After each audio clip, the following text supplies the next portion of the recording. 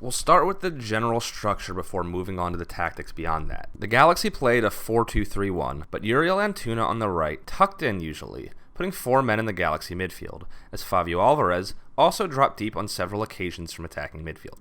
LAFC, meanwhile, lined up in the usual 4-3-3, and the tactics weren't significantly different for them, as the Galaxy were the ones who adapted their style for this match. LAFC usually tried to play through the middle to break lines and get the ball into the attacking areas, but the Galaxy didn't give them any space, and actually did a far superior job of playing direct through the middle of the park. The 3 men from LAFC were then oftentimes outnumbered by the 4 of the Galaxy.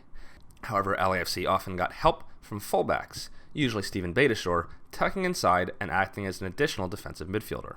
Meanwhile, Carlos Vela and Diego Rossi, playing as inverted wingers, tended to drift inside towards their dominant foot, the result being a ridiculously crowded center of the park. This benefited the Galaxy, who sat slightly deeper on the road and invited this centralized attack strategy. It really only hurt them on the second LAFC goal. The ball is played in a really advanced position by center-back Eddie Segura. LAFC will often push their defenders far upfield, at least as far as the other team will drop, and risk giving up space on the counter.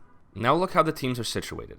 There is a pocket of space in zone 14 for Carlos Vela, who is surrounded by 3 Galaxy midfielders. LAFC, however, have 6 players in zone 14 currently, with a couple on the periphery as well. Walker Zimmerman is the only LAFC player not in the attacking third currently, and is marking Zlatan, the outlet. Vela doesn't really have an option here other than to shoot, as he's being closed down in every direction. Maybe with more time he could have picked up his head and slotted a pass, but the Galaxy needed to be quick to close down in these positions, as LAFC often had 5 or 6 players trying to overload. The shot is blocked, and ends up falling fortunately for Latif Blessing.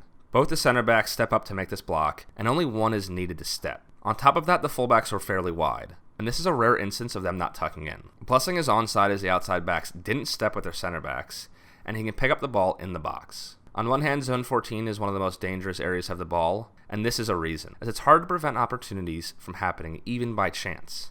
While on the other hand, the Galaxy did just about everything right and just got a moment of bad luck. Most of the time, the Galaxy drew LAFC into these areas and caused turnovers. In fact, most of the Galaxy's best attacks came from winning the ball in the midfield. The first goal comes when the Galaxy go in transition, play direct, and they didn't give LAFC any time to get back. Jurgen Skjelvik makes an underlapping run for Christian Pavone, who rolls it early into him. He runs around the inside and gets the layoff. But here's where the breakdown happens for LAFC. The defenders drop too deep, so there's this massive gap between the midfield and the defense. Beitashour passes off the run of Pavone to Atuesta, who gets mixed up with Latif Blessing. It's a big mistake as Pavone skips by both of them into space. I think this is the ideal situation for LAFC. The backline should step up to Jordan Harvey. They just can't let Ibrahimovic dictate their line. Pavone is mid-dribble and can't hit them behind. Meanwhile, Blessing should stick to Pavone's run, as he's already running alongside him. Both he and Atuesta cannot afford to get flat-footed here, but Blessing more importantly should keep moving, as Atuesta is in a more vulnerable position, and can slide to cover Fabio Alvarez if needed. Pavone breaks free and has free reign to run at the LAFC defense. Ibrahimovic makes his crisscrossing run, and Eddie Segura doesn't time his step properly. He knows Ibra has gotten on his inside and lets him run off. But now Pavone is slowed down and can time his pass, which he does perfectly. Segura likely should have stepped up to Zimmerman once the run gets inside of him, but he doesn't necessarily make a massive error here. It's just clinical from Pavone and clinical from Ibrahimovic, and slightly mistimed from Segura. But the big breakdown is the miscommunication between Blessing and Atuesta. The Galaxy's third goal is such a perfect example of how they wanted to play this match. Marc-Anthony Kaye is looking for a forward pass, with Rossi, Diomande, Blessing, and Vela ahead of him. But look at the shape from the Galaxy. The backline is straight and tight. Everyone is accounted for, and there are 4 midfielders of the Galaxy, all huddled centrally. Pavone, who lined up on the left, but oftentimes ended up playing as a left-sided striker, makes this first tackle and finishes the play off. I think Kaye tries to cut it back to his left to make this pass to Harvey, but it gets stuck underneath him, and Pavone is able to make a challenge. It comes loose, and Alvarez isn't sitting on his haunches, but is following Atuesta, who makes a really good read on this loose ball. He muscles Atuesta off, and honestly, Atuesta had some really weak moments in this game, and has had a couple rough trafficos so far, despite such a strong potential best 11 season. It's another mistake from him, and the defense now has to drop off at the threat of the counter. Great clogging of the midfield from the Galaxy, and also the work rate to pick up loose balls in the midfield, which are two parts of LAFC's game that most teams struggle with. Alvarez begins the break, and Pavón just puts his head down and sprints ahead. Beitashour comes into the midfield to try to make a stop, and it's at this moment that Walker Zimmerman realizes that Pavón is about to break away and has to step over. Beitashour makes a challenge as Alvarez makes his pass, and it puts him off just slightly, because had Alvarez had the time, he could have played a splitting ball here, and Pavón would have been through on goal. It doesn't really matter in the end, though, as Pavón squares up to Zimmerman. This isn't great 1v1 defending from Zimmerman. He needs to get tighter in the box here. By stepping off, he allows Pavón to do what he wants. He can shoot a low far post shot, or cut to his right, as Zimmerman isn't tight enough to prevent a cutback. This close to goal, Zimmerman has to get tight onto Pavón's right foot. If he pushes the ball towards the end line, there isn't enough space to accelerate past Zimmerman, who isn't as likely to get beat with this little space. Or Tyler Miller should be able to make a play. You can see from his body shape that he doesn't want to allow Pavón inside and wants to keep him wide. But by giving him this much room, he doesn't actually do anything but put himself flat-footed. The touch comes inside, and Miller steps to the left just as the shot is taken to recenter himself, and Pavón cleverly shoots across his body the near post, which is so deceptive and difficult for keepers to react to. Had Miller not stepped across, he probably makes the save. But that is the benefit that cutting inside from this position affords Pavón. It's a great counter from LA. Against any other MLS team, this kind of tactical acumen would have gotten Guillermo Barros Schelotto a win.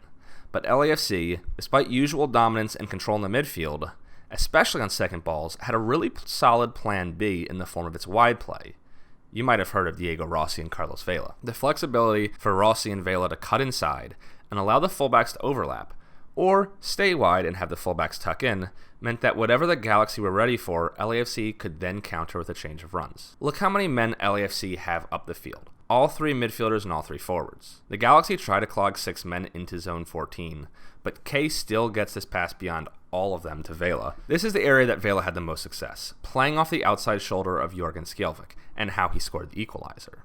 LAFC have 4 men in the box to start this clip, but because of the difficulty playing through the middle, instead started wide. Beitashour makes this important overlapping run, which allows Vela to remain 1v1 with Skjelvik and use his pace and dribbling ability to cut inside. Jonathan Dos Santos comes to help, and Vela is forced to lay it off under pressure. LAFC were so vulnerable in these situations, as 6 players are now ahead of K, so he can't afford to misplace a pass. The Galaxy collapse on the middle as K steps up, and Vela stays on Skjelvik's outside shoulder, where he found the room earlier, and K knows to play it right into Vela's magical left foot. Skjelvik makes the mistake of trying to win the ball without any support behind him, and Vela makes him pay with quick acceleration to get to the goal and a patented far post finish. I thought Steven Beitashour had a really good match offensively, as the Galaxy were so focused on Vela, he had time and space to make plays, usually making passes going from outside to in or vice versa. Here's another great play from him. He starts with the throw-in and quickly sprints into position to receive a layoff. By playing with it wide here, LAFC have drawn the Galaxy players from central areas as they look to stay compact wherever the ball is. Now it's a really clever pass into space in front of the defense for Latif Blessing. Blessing gets beyond his mark and is now going at pace at Giancarlo Gonzalez, who is static and doesn't have a lot of help in the middle. Blessing drifts past him, but puts his shot just wide. LAFC's first goal comes from Beitashour in the wide areas, and he and Vela play a 2v1 with Skjelvik. Beitashour gets the end line now, and the Galaxy are spread out. They wanted LAFC to play into the middle of the field, but were generally exposed once LAFC got into wide areas like this one. It's a back post cross, and Rossi and Blessing do everything right. Rossi heads it back across to the far post, and Blessing crashes on the net. LAFC played into the Galaxy's hand on several occasions, but Bob Bradley did eventually figure out that LAFC could work more space by getting the ball wide of the narrow Galaxy defense. It was overall a really interesting tactical battle, however most of it took place in the first half. By the second, both teams were less likely to take risks, specifically LAFC trying to force the ball down the middle. Especially once Carlos Vela went off, LAFC lost the edge they had in the wide areas, though the debut of Brian Rodriguez was promising. Time will still tell how he fits into Bob Bradley's tactical game. Christian Pavón, meanwhile, was an instant success for Guillermo Barros Schelotto and seems to have reignited his form. Thanks for watching. Have a great day.